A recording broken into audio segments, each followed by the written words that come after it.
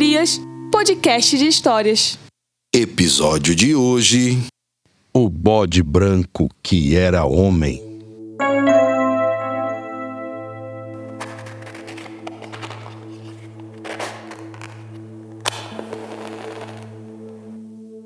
Meu nome é Chico Bara e essa história que eu vou contar aconteceu de verdade.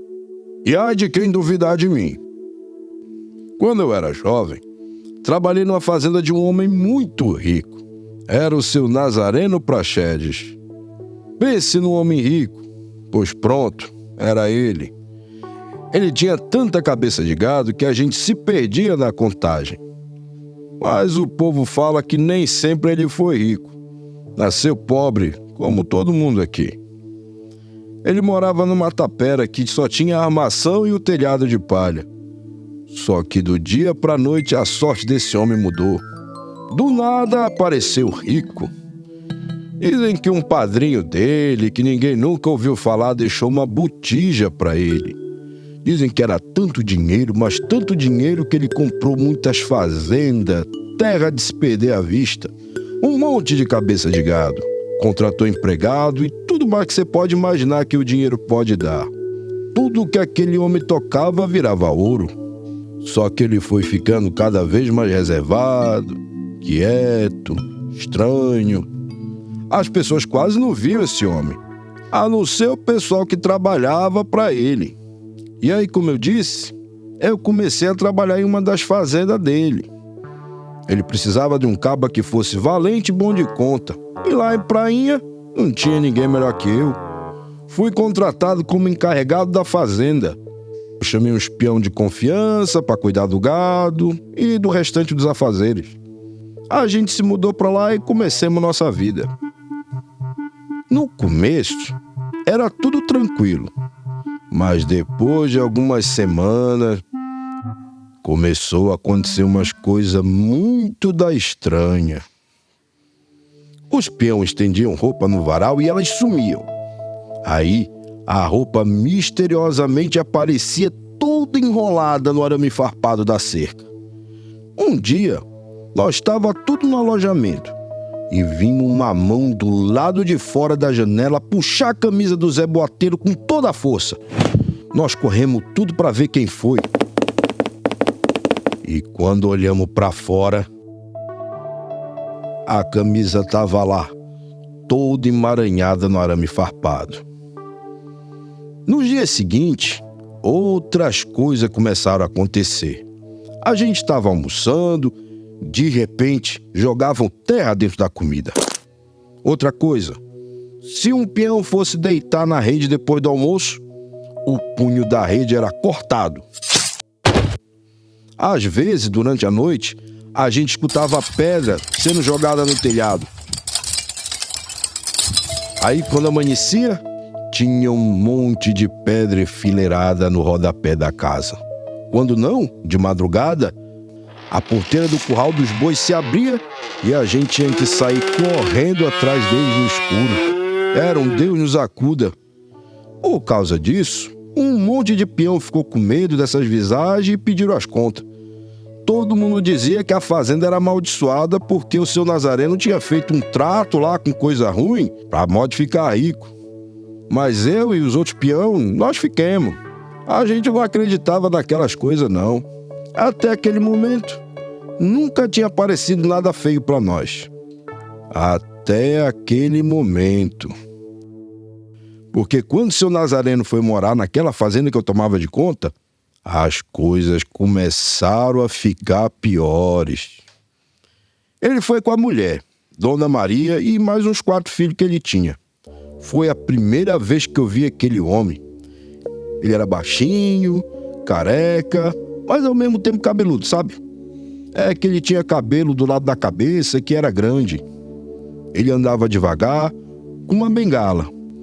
E ele tinha um cavanhaque comprido, branco, e tinha os olhos assim, de alguém que não dormia muito, não.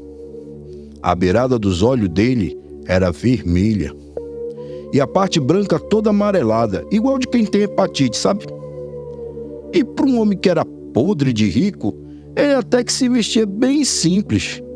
Dona Maria A Dona Maria era uma graça, sempre sorridente e prestativa. E os meninos, vocês sabem como é que é criança, né? Tudo atentada. Viviam correndo pra lá e pra cá, coisa de criança. Mas tudo mudava quando o seu Nazareno aparecia. Todo mundo ficava quieto. Era como se a presença daquele homem afastasse toda a alegria. Um dia, nós fizemos uma ferra lá na fazenda para marcar os bois de seu Nazareno. Aí ele se sentou na cerca do curral, de costas para a ferra, olhando para o horizonte com um caderninho na mão. E aí, ele pediu para que o peão gritasse para ele se o bezerro que ele marcou era macho ou fêmea. Quando o peão falava para ele, na mesma hora ele gritava para o horizonte o que o peão tinha acabado de falar. Eu vou explicar melhor. O peão gritava, macho! E ele gritava para o horizonte, macho! E anotava no caderninho. O peão gritava, fêmea! E ele gritava para o nada, fêmea! E anotava. Ele fez isso até a ferra acabar. E ele ficava danado lá, discutindo com alguma coisa que ninguém via. Ninguém entendia direito o que ele falava. No início, a gente até achava engraçado. Mas depois que ele desceu, ele virou para mim e disse, Chico Bara, escolhe a vaca mais gorda e bota passar, que nessa partilha aí deu um bezerro a mais. Mas tu me escuta bem, quando tu for sangrar, tu me chama, que eu vou lá dentro prestar conta com a botija. Aquilo me deu um arrepio todo estranho. Nós amarremos a vaca e ela estava pronta para ser sangrada. E aí, eu chamei o seu Nazareno. E ele veio de lá dentro da casa, uma garrafa de cachaça na mão e um vasilhame bem grande. Aprumou a vasilha na garganta do bicho e disse, Chico, sangre ela, mas não deixe cair uma gota no chão. Aí ele aparou todo o sangue da vaca naquele vasilhame, com muito cuidado para não cair uma gota no chão.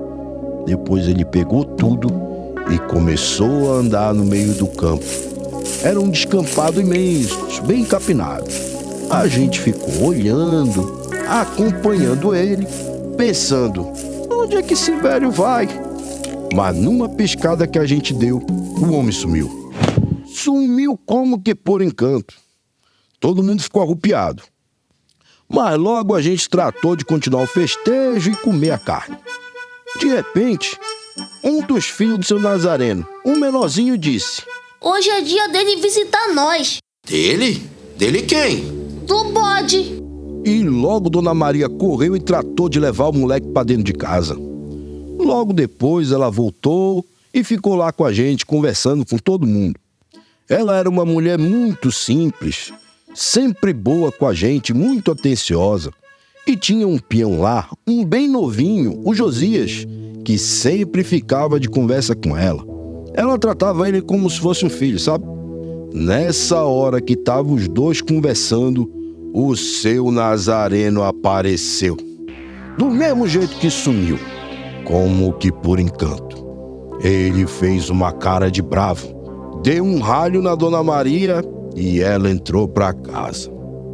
Ficou aquele clima de velório. A festa acabou na hora. Mas antes de ir embora, eu olhei para o seu Nazareno e reparei que a garrafa que ele tinha levado estava seca. E o vasilhame estava limpinho, limpinho. E a roupa dele, que antes era branca, estava vermelha. A mesma roupa, só que vermelha. Depois disso, todo mundo foi para o alojamento dormir. Mas à meia-noite, a gente começou a ouvir um barulho de um animal. Um animal trotando em volta do alojamento, sabe? Nós pensamos que era um dos cavalos que tinha se soltado. Mas quando fomos olhar, não tinha nada. Começamos a ouvir como se algo estivesse arranhando a parede. Mas também não era nada. De repente, escutamos alguém dar uma pancada na porta. Todo mundo acordou. Ficamos olhando em direção à entrada e de novo outra pancada. Quando levantamos para ver o que era, veio a terceira pancada. E com ela, a porta veio abaixo. E na entrada, apareceu um bode branco, enorme. Eu nunca tinha visto um bode daquele tamanho.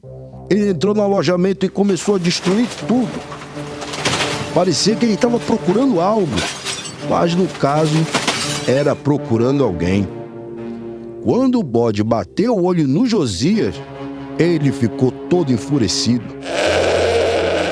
Juro pela alma da minha mãe que esse bode levantou e ficou em pé que nem gente. E aí deu uma carreira com as duas patas e atacou o pobre do Josias de tudo que era jeito. Deu várias chifradas no menino. Os peões ficaram tão apavorados que não conseguiram reagir. Eu corri, peguei minha espingarda e dei um tiro na perna do bode. Aí ele saiu correndo pro meio do mato. Mas antes, ele deu um berro horrível. Ficamos todo mundo muito confuso com o que tinha acontecido. Logo a gente tratou de pegar uma carroça e mandar o Josias pro hospital lá na cidade. No dia seguinte, logo cedo, nós vimos uma movimentação na casa dos patrões. Todo mundo arrumando as coisas e indo embora às pressas da fazenda. Quando eu fui lá falar com eles para saber o que estava acontecendo, eu vi que o seu Nazareno estava com a perna ferida. A dona Maria disse que ele tinha quebrado a perna, que teve uma fratura exposta e eles iam se mudar para a casa da cidade para receber um melhor atendimento médico. Só que eu conheço ferida de bala. Eu olhei bem para aquela perna e eu garanto, aquilo não era perna quebrada, era tiro. Uma semana depois, a fazenda foi vendida e nós tivemos que sair de lá. Depois de muito tempo, eu fiquei sabendo que a dona Maria faleceu e os filhos já adultos foram-se embora de Prainha. O seu Nazareno foi morar sozinho na única casa que sobrou, uma casa que ficava isolada, lá na estrada, perto de Monte Alegre. E diziam que ele enterrou essa tal botija nesse terreno. Falam também que esse homem enlouqueceu, que ele vagava por aí gritando: Ninguém vai roubar minha botija. Eu vou furar quem chegar perto dela. Eu mato, eu mato, eu mato. Depois de um tempo, ele sumiu. Até tentaram procurar essa tal botija aí, mas, nunca foi encontrada. E agora, ninguém mais tem coragem de andar por lá. Dizem que até hoje, por aquelas bandas, tem um bode branco enorme, dos olhos vermelhos, que ronda aqueles cantos lá, atacando quem se atreve a chegar por perto. E essa é a história que eu vim contar. Agora, se é verdade ou mentira, ninguém saberá.